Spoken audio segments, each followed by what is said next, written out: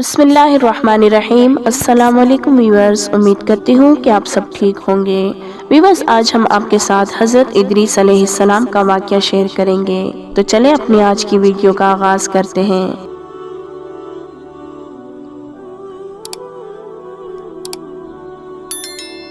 حضرت ادریس علیہ السلام بھی اللہ تعالیٰ کے مشہور نبی ہیں۔ آپ کا زمانہ نبوت حضرت آدم علیہ السلام اور حضرت نوح علیہ السلام کے درمیان ہے۔ حضرت ادریس علیہ السلام حضرت نوح علیہ السلام کے اجداد میں سے ہیں اور حضرت نوح علیہ السلام سے 1000 سال پہلے گزرے ہیں۔ قلم سے لکھنا اور کپڑے سینا انہوں نے ایجاد کیا۔ ان سے پہلے انسان عموماً جانوروں کی کھال لباس میں استعمال کرتے تھے، اور سب سے پہلے ناپ تول کے طریقے اور اسلحہ کی ایجاد بھی آپ علیہ السلام نے شروع کی تھی۔ آپ علیہ السلام نے اسلحہ تیار کر کے بنو قابیل سے جہاد کیا تھا۔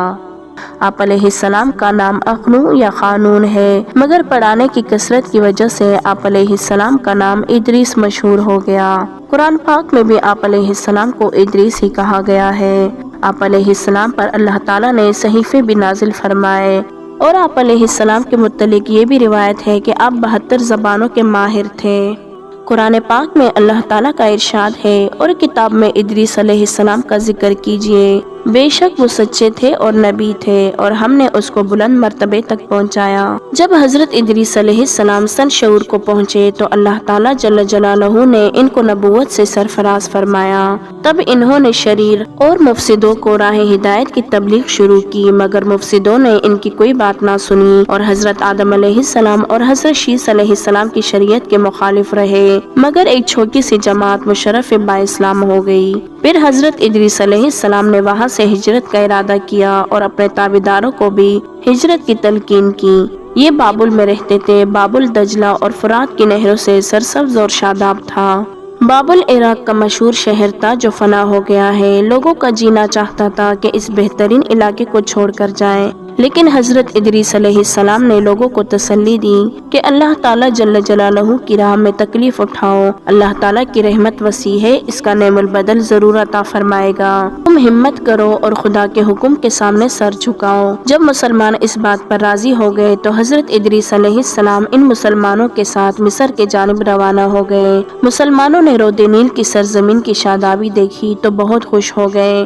پھر حضرت ادریس علیہ السلام نے فرمایا کہ بابلیوں، یہ تمہارے بابل کی طرح شاداب مقام ہے، کوئی بہترین جگہ نیل کے کنارے منتخب کر کے ٹھہر جاؤ۔ حضرت ادریس علیہ السلام نے مصر میں بھی خدا کے احکام جاری کرنے شروع کر دیے، اور حضرت ادریس علیہ السلام ہر قسم کی زبان بھی جانتے تھے اور لوگ بھی مختلف زبانوں والے تھے۔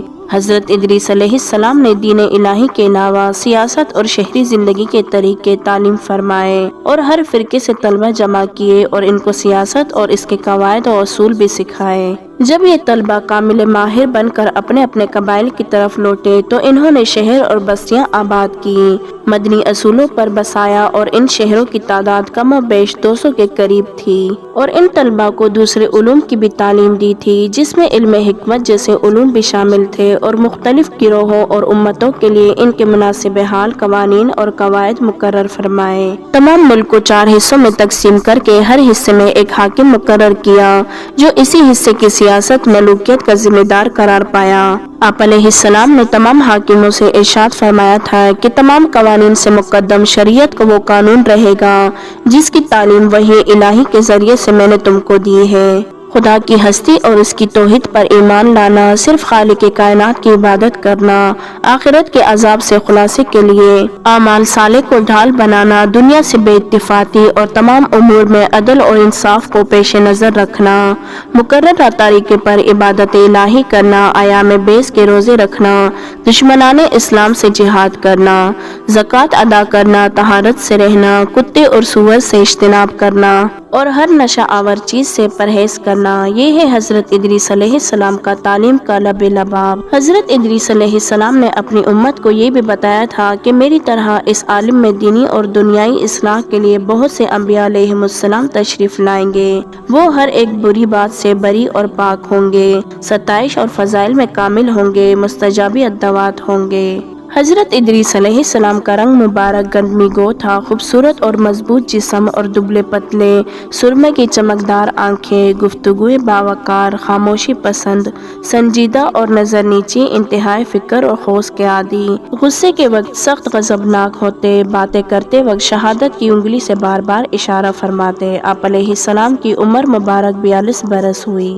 حضرت ادریس علیہ السلام کے بہت سے پند و نصائح اور آداب و اخلاق کے جملے بھی مشہور ہیں، جو مختلف زبانوں میں ضرب المثل اور موضوع اسرار بھی ہیں، جیسے کہ فرمایا کہ خدا کی یاد اور عمل صالح کے لیے خلوص نیت شرط ہے، اور نہ جھوٹی قسمیں کھاؤ اور نہ اللہ تعالیٰ کے ناموں کو قسموں کے لیے تختیہ مشق بناؤ، اور نہ جھوٹوں کو قسموں کے لیے آمادہ کرو، کیونکہ پھر تم بھی شریک گناہ ہو جاؤ گے، اور ذلیل پیشوں کو نہ اختیار کرو، شریعت کے پابند بادشاہوں کی اطاعت کرو، اور اپنے بڑوں کے سامنے پست رہو، اور ہر وقت حمد الہی میں زبان کو تر رکھو، اور دوسروں کی عیش و خوشی پر حسد نہ کرو۔ اور حضرت ادریس علیہ السلام نے بندگان خدا کو پہلے سے ہی طوفان نوح کی اطلاع دے کر ڈرایا اور فرمایا، ایک آسمانی آفت آنے والی ہے جو زمین کو آگ اور پانی میں لپیٹ لے گی۔ آپ علیہ السلام کے نام میں بھی مختلف اقوال ہیں۔ اس سلسلے میں ایک قول نقل ہے کہ آپ کا نام یونانی زبان میں ترمیس اور عبرانی میں خنوح ہے، اور قرآن پاک میں آپ علیہ السلام کو ادریس فرمایا گیا ہے، اس لیے ان کے بارے میں فرمایا وَرَفَعْنَاهُ مَكَانًا عَلِيًّا۔ اس کے معنی اکثر مفسرین کے نزدیک یہ ہے کہ ان کو بلند مرتبے پر فائز کیا گیا، مراد رفعت اور منزلت ہے، جیسا کہ حضور صلی اللہ علیہ وآلہ وسلم کی نسبت آیا ہے وَرَفَعْنَا لَكَ ذِكْرَكَ۔ اور ایک گروہ کہتا ہے کہ اس کے معنی یہ ہے کہ ان کو بلند مکان میں اٹھایا، بعض کے نزدیک زندہ آسمان پر بلایا اور جنت میں داخل کیا، اور بعض کے نزدیک صرف آسمان پر بلایا اور وہ آسمان پر زندہ ہے۔ تو یہ تھی ہماری آج کی ویڈیو۔ امید کرتی ہوں کہ آپ کو ہماری آج کی ویڈیو پسند آئی ہوگی۔ اگر آپ مزید اسلامک واقعات پر مبنی ویڈیو دیکھنا چاہتے ہیں تو ہمارے چینل کو لائک، شیئر اور سبسکرائب ضرور کریں۔ جزاک اللہ۔